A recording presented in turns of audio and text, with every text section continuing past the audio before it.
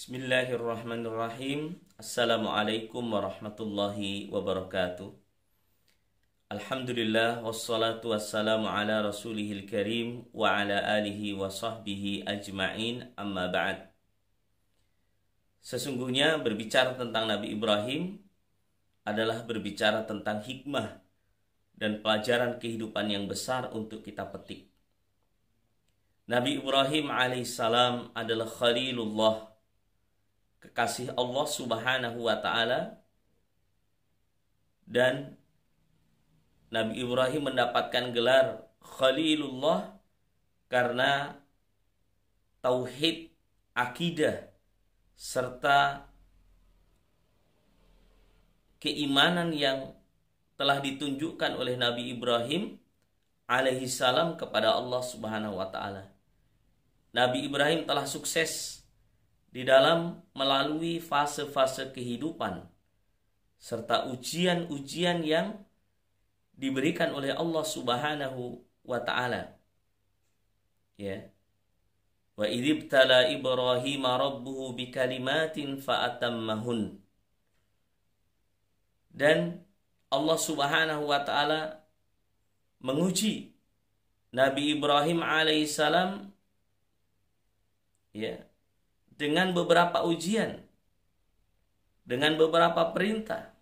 Fa'atammahun, ternyata Nabi Ibrahim mampu untuk menuntaskan dan menyelesaikan ujian-ujian itu dengan baik. Maka Nabi Ibrahim alaihissalam itu dikenal sebagai seorang, atau disebut oleh Allah subhanahu wa ta'ala sebagai imaman yuqtada bihi, sebagai seorang pemimpin yang dijadikan qudwah, diikuti dalam kehidupan ini. Allah subhanahu wa ta'ala menyebutkan di surat An-Nahl ayat 121, ba'da a'udzu billahi minasyaitonir rajim, bismillahirrahmanirrahim, inna Ibrahima kana ummatan qanitan lillah hanifan wa lam yaku minal musyrikin. Sesungguhnya Ibrahim adalah ummah. Ya, satu orang disebut dengan ummah, dan ummah di sini maknanya adalah pemimpin. Yuqtada bihi, yang diikuti. Bisa dijadikan qudwah dan suri tauladan dalam kehidupan ini. Hanifa, ya qanitan lillah, yang senantiasa tunduk dan patuh kepada Allah subhanahu wa ta'ala. Hanifa, lurus. Walam yaku minal musyrikin, dan tidak termasuk orang yang musyrik. Senantiasa berada di atas tauhid dan tidak termasuk dalam golongan orang-orang musyrik. Syakiran li an'umihi, pandai bersyukur atas nikmatnya. Ijtabahu, yang mana Allah telah memilihnya. Wahadahu ila siratim mustaqim, dan memberikan petunjuk kepada jalan yang lurus. Nabi Ibrahim alaihissalam melewati fase kehidupan yang cukup berat. Di antaranya beliau menikah dengan Sarah. Dalam waktu yang lama tidak diberikan keturunan. Nanti setelah Nabi Ibrahim tua, kemudian menikah dengan Hajar, ternyata Allah subhanahu wa ta'ala memberikan apa yang diinginkan oleh Nabi Ibrahim alaihissalam, yaitu seorang putra. Tapi kita bisa bayangkan bagaimana ujian yang dialami oleh Nabi Ibrahim ketika Ismail lahir dan baru lahir. Ya. Allah subhanahu wa ta'ala memerintahkan Nabi Ibrahim untuk berdakwah dan meninggalkan Hajar bersama putranya Ismail. Sampai-sampai Allah subhanahu wa ta'ala menceritakan doa dan kisah Ibrahim dalam Al-Quran. Rabbi inni askantu min dzurriyyati biwadin ghairi dzi zar'in inda baitikal muharram. Ya Allah, aku tinggalkan keluargaku, keturunanku di satu lembah yang tidak ada tumbuh tanaman di sisi Baitullah.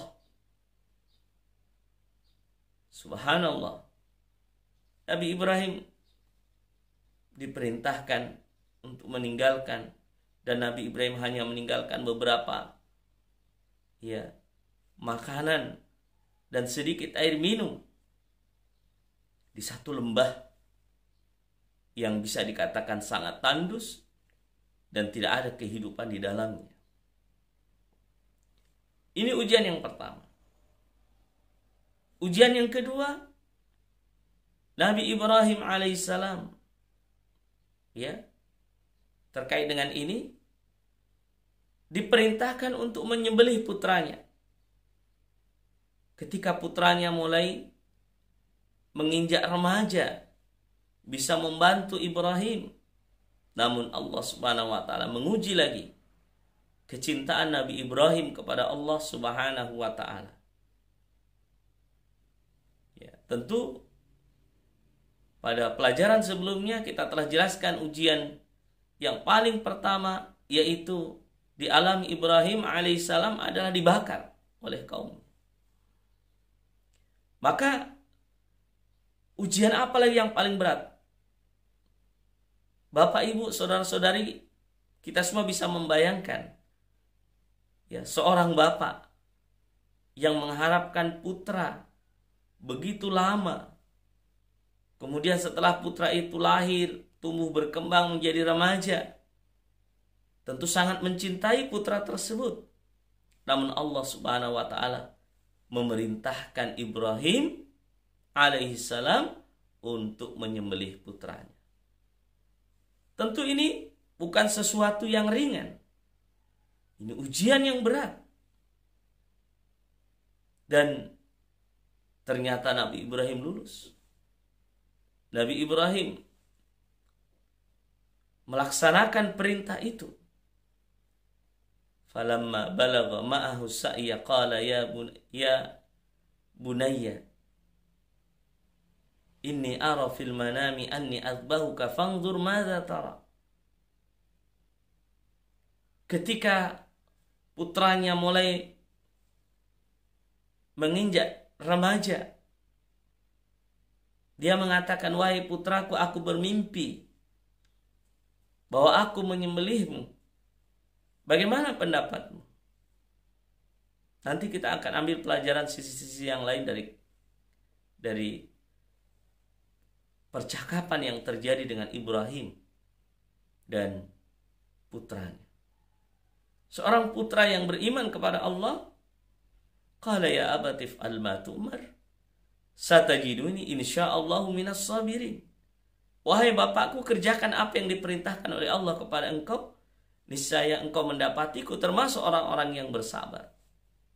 Ujian yang berat yang dialami oleh Nabi Ibrahim. Dan memang jamaah sekalian dimuliakan oleh Allah Subhanahu wa taala, kalau kita melihat penjelasan para ulama kita berdasarkan ayat-ayat dan hadis-hadis Rasulullah Shallallahu Alaihi Wasallam tentang kesabaran dalam ujian, maka Nabi Ibrahim telah melalui 3 jenis kesabaran yang luar biasa. Kesabaran ada 3, yaitu sabar dalam ketaatan kepada Allah, sabar dalam meninggalkan larangan Allah Subhanahu wa taala, dan sabar di dalam ujian-ujian dakwah daripada gangguan dan ancaman orang-orang yang memusuhi dakwah tersebut. Nabi Ibrahim dibakar. Kesabaran beliau dalam menghadapi orang-orang yang beliau dakwahi. Beliau diperintahkan oleh Allah Subhanahu wa taala untuk pergi berdakwah, meninggalkan keluarganya dalam keadaan susah, dalam keadaan yang serba terbatas. Nabi Ibrahim berangkat dan bersabar dalam melaksanakan tugas itu. Nabi Ibrahim diperintahkan oleh Allah Subhanahu wa taala untuk membangun Ka'bah. Nabi Ibrahim lakukan, kata, dan seterusnya. Maka wajarlah ya ketika Nabi Ibrahim ini diangkat sebagai pemimpin oleh Allah Subhanahu wa taala, karena beliau memiliki kesabaran yang kuat dan keyakinan yang kuat. Allah Subhanahu wa taala berfirman, "Wa ja'alna minhum a'immatan yahduna bi amrina lamma sabaru wa kanu bi ayatina yuqinun." Dan kami jadikan mereka adalah pemimpin-pemimpin yang bisa diikuti sebagai qudwah. Yahduna bi amrina, yang mereka mendapatkan petunjuk melaksanakan perintah-perintah ya Allah Subhanahu wa taala. Lamma sabaru, ya kemudian mereka bersabar. Wa kanu bi ayatina yuqinun, mereka yakin dengan ayat-ayat Allah Subhanahu wa taala. Al-Imam Ibnu Qayyim Al-Jauziyah rahimahullah taala, beliau menyebutkan ketika mengomentari ayat ini, bisabri wal yaqin tunalul imamatu fid din, dengan sabar dan yakin maka kepemimpinan itu bisa didapatkan. Dan inilah yang telah dilalui oleh Nabi Ibrahim alaihissalam.